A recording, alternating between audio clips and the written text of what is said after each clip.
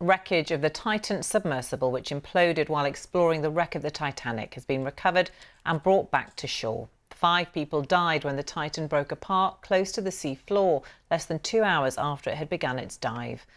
A crane was used to unload the debris from the Horizon Arctic ship in the harbour at the Canadian port of St John's. Canadian police have said they are investigating the fatalities.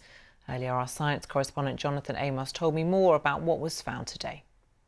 When all of the search and rescue ships left the scene, one vessel was left. That was Horizon Arctic, which had a deep sea robot, and it was tasked with pulling up as much debris from the Titan sub as possible. And that ship has brought that debris in today, 10 days after this catastrophic accident on the bottom of the Atlantic Ocean. And we've got to see some of the items that it's been possible to pick up. Now, just to remind you of the construction of the Titan sub, it was essentially a cylinder, a carbon fiber cylinder with 2 titanium end caps at either end.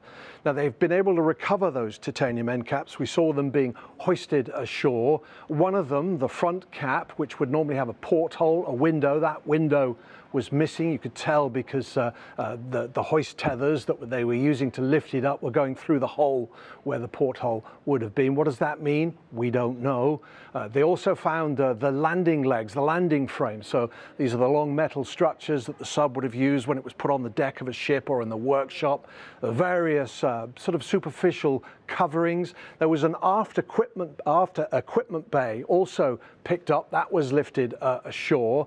And we also saw little bits and pieces, but nothing that was very easy to make out because at all times they were trying to cover everything with tarpaulins. Now, the question is, have they got enough now for people to reconstruct what happened? To reconstruct what happened, but also identify where the cause of the failure occurred for that catastrophic implosion. What we don't know, of course, is that there been any sign of any human remains, but I'm afraid because of the energy involved in that event 10 days ago, it's unlikely that any human remains would ever be recovered. Jonathan Amos with that update there.